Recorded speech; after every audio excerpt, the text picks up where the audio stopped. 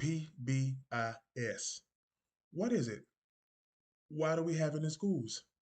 And what is the strategy for creating school-wide expectations? Find out more starting now. Let's go.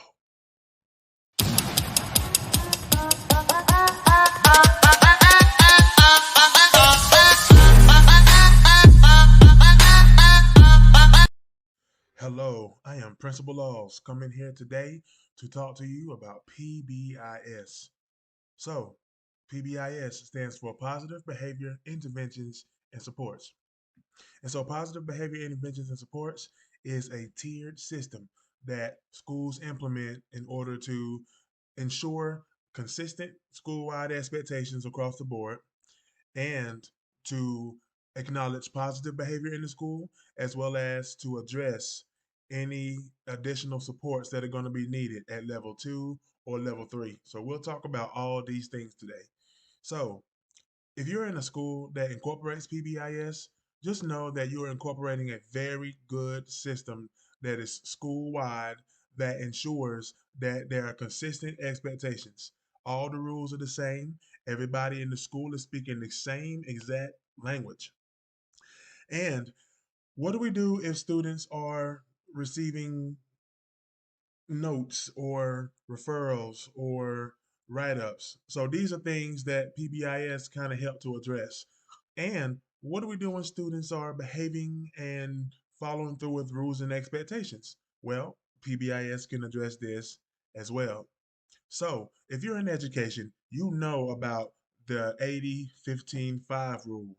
So, if you don't know what the 80-15-5 rule is, 80% of your students in the school are going to follow through with expectations with little to no warning, maybe only one warning or one intervention. And then that's 80% of your students. So that's the bottom tier of the pyramid. So we're using a pyramid analogy here. So I want you to follow me with this. So if we're on the pyramid, the bottom part of the pyramid is 80%. So 80% of your students are going to follow through with the expectations. They are going to follow rules. They are going to be consistent in their school day. They're going to receive the positive acknowledgement majority of the time. So that's 80% of your students. So then if we go up the tier to the next part of this three-part pyramid is 15%. So 15% of your students may need 2 to 3 interventions. So what I mean when I say interventions, let's just say that Johnny breaks a rule, right? Let's say Johnny is consistently fighting. So he's been suspended for consistently fighting. So we got to figure out why it is that Johnny is fighting. Now, we are going to suspend him for a day or two, just send him home to think about and reinforce school expectations when students get into fights, right? But it's not enough to just send Johnny home. We got to figure out the root cause of why Johnny is getting into all of these fights. It could be a situation at home we don't know about. It could be Johnny has a learning challenge and needs to, we need to figure out how he learns differently because he may not understand what's going on in class.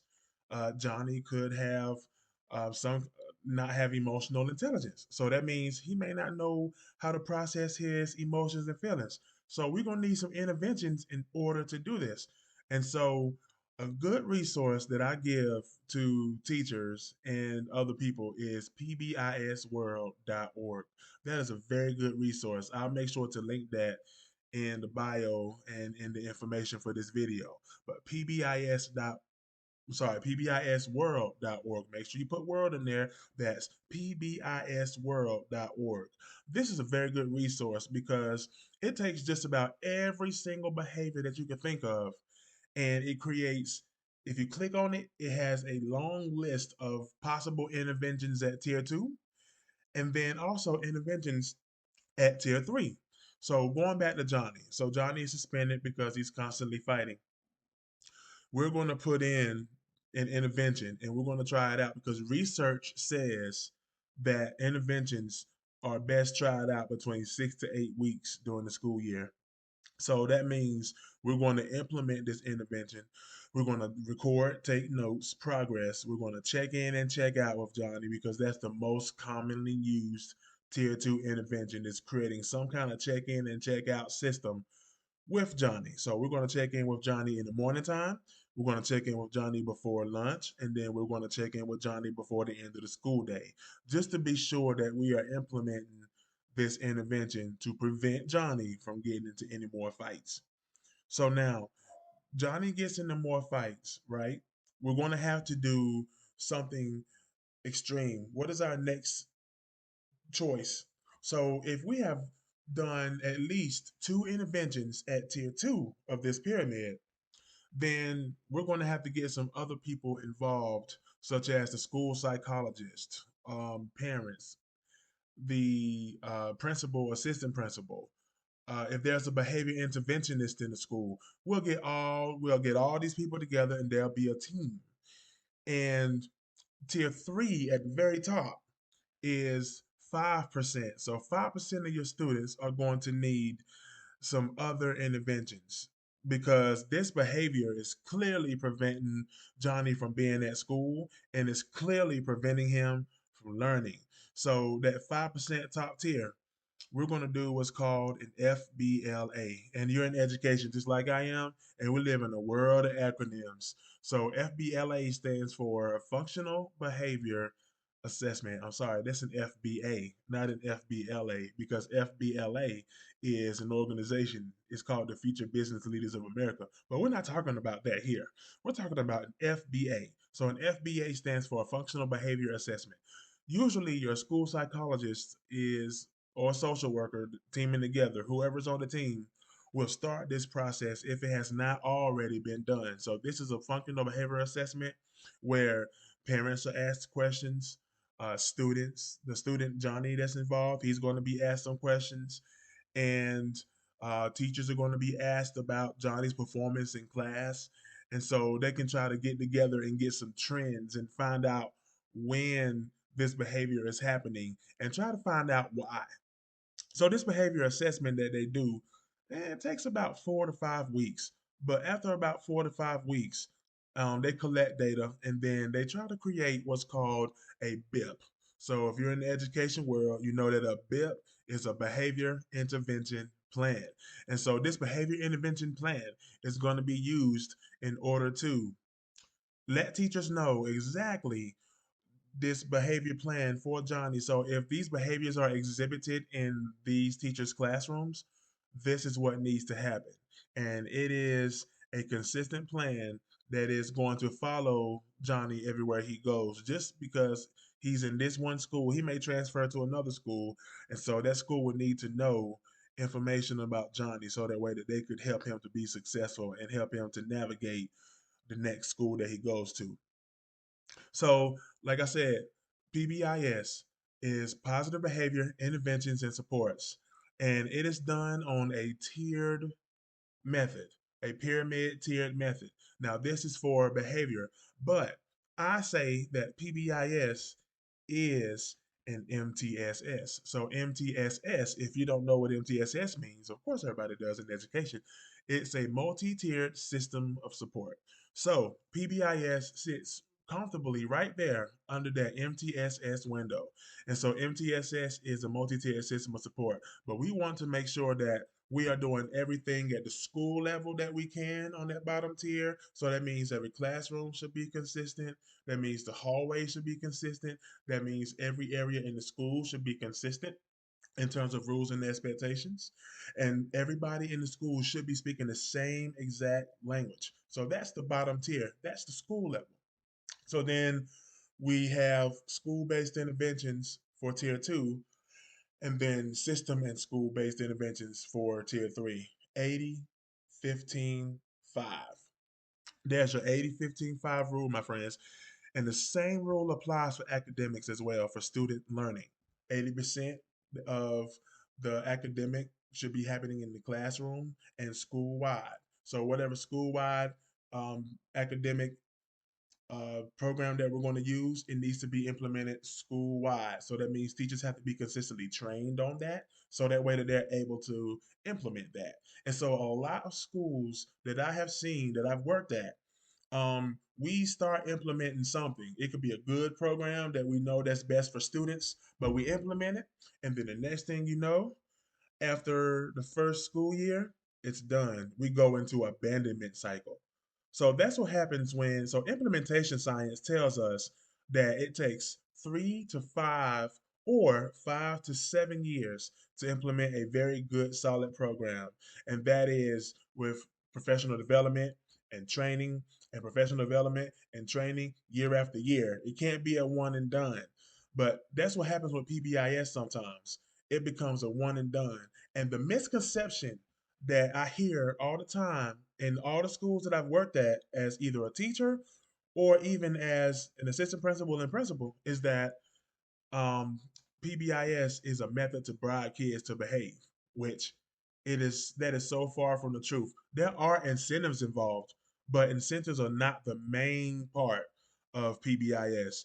It is the interventions in order to curtail the student behavior that is at the 15 and 5. So that way that 80, 15, and 5 can become maybe 90, 10 or 95-5, right? We want to have as close to 100% of our students at school following through with rules and expectations and intervening when negative behaviors happen. But in order for that to happen, school has to have a positive school culture. And that's exactly what PBIS does. PBIS really helps with positive school culture.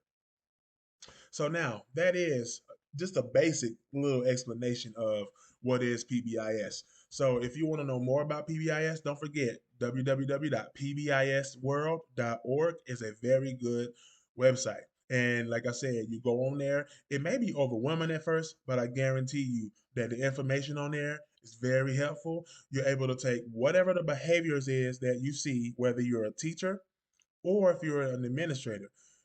You can have a list of ready-made interventions, and also there are logs to log progress. There are also interventions that at each tier, at tier 1, tier 2, and tier 3, there are interventions. So make sure you check that out. PBISworld.org. So now, why do we have it? Because, like I said before, PBIS is a very good system for a positive school culture. It really is. And I have done PBIS work in just about every school I've worked at. And I've even gone as far as um, sitting on PBIS teams at all of my schools. There were some schools who got it right, and then there was some schools who didn't, because the schools that didn't get it right, they didn't understand the big picture. And so the big picture of PBIS, once again, is the positive school culture. Because without a positive school culture, learning and teaching cannot take place.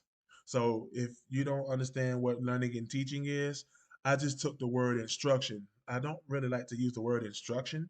So instead of instruction, because it's an educational buzzword, that's what I call it. But we do know that the big picture of any school is student achievement. And so student achievement, academic, behavioral, social, emotional. But we know that academic achievement is what is the one that is assessed by the state. They're the ones that you get graded for. So we can't have academic student achievement without a positive school culture.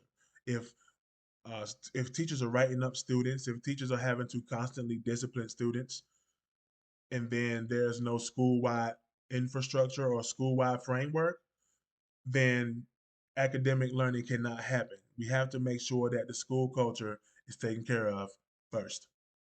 So, what is a strategy that is used to create school-wide interventions and school-wide expectations?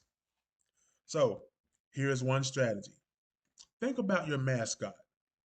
So I'm going to use a school that I did, for example, and I'm not going to call out the name of the school. I'm just going to say that I worked at a school where we were doing expectation work and we were doing school-wide culture work. And so our mascot at the time was a kingfisher. And so if you don't know what a kingfisher is, it's a bird. And these birds are dope. When I tell you these birds are awesome, they start out at the top of a tree. And when they see a fish in the water, they go in and they dive after their prey. And then they bring the fish back up to the tree. They bang their head against the tree, and then they feed the fish to their children. And that's what a kingfisher does. They dive in. So I said, kingfishers dive in after their food. Hmm. So, kingfishers at school, what do? We dive into learning. We dive in to schoolwork. We dive in the hallway. We dive in the bathroom. So, dive became the acronym that we use for school-wide expectations. So, and dive is a carefully placed acronym. And so every letter in the word dive meant some form of, of expectation. So the D stood for do everything safely. I stands for I am a leader. V stands for value. E stands for engage. So these became our school-wide expectations because when you're creating your school-wide expectations, you want to create a school expectation around safety because that is the number one expectation for our students is that they do things safely. In our schools, you want to create a safe school. In order for us to create a safe school, we have to make students feel safe. So, in order for them to feel safe, is the importance of creating school-wide expectations, so that way that they can feel safe. And when students make good choices, they feel safe. So when they carry the notion that I'm a leader in their school, they feel safe. When they value everything in the school, they will feel safe. And when they engage in school, it's because they feel safe. So it all goes back to safety. And so at the school that I worked at, I'm not going to call the name of the school out, but if you went to that school and you asked any student or any teacher in that building, what was Principal Laws's number one goal for you all? And they will tell you to feel safe because then everything else falls into place when kids feel safe. They'll be able to learn, they'll be able to engage, they'll make friends, they won't get into fights, they'll report things when it happens. So it all involves around safety. So, like I said, I took this. So take your mascot, figure out what your mascot is, and create some words, some action words around safety. And so all the expectations that you create, they should evolve around students being safe, engaging in learning, valuing things, including others, showing leadership. And so I will tell you, no need to reinvent the wheel. So many acronyms have already been done. There's no need to go back and to really take a long time to think because somebody else has already done it. So use your resources that's out there. But the number one tip is to make sure that whatever acronym you create, that you think about what your mascot does, and also make sure from a business standpoint that it is something that is sellable and marketable, not only to the students, but it's got to be sellable and marketable to the teachers, and it's got to be sellable and marketable to the community at large. Because your community at large includes the businesses that are around your community, around your school, as well as your parents. And some of your parents are business owners, some of your parents work at large corporations. And so when it's time to get donations from stuff from other places, when it's time to get uh, uh, uh, like do fundraising, things like that, you're supposed to be able to make sure that your acronym speaks to the community around you. So we did that work of making sure that the acronym spoke around us. So that's the first tip. Think about your mascot and what your mascots do and create school wide expectations around that. In the next video, I talk about all the other areas in the school and how your acronym should reflect in all of your rules in all of the areas in the building. This has been Principal Laws. Peace. Make sure you subscribe to the Principal Laws YouTube channel and make sure you follow me on the Principal Laws Facebook page. Peace. Subscribe.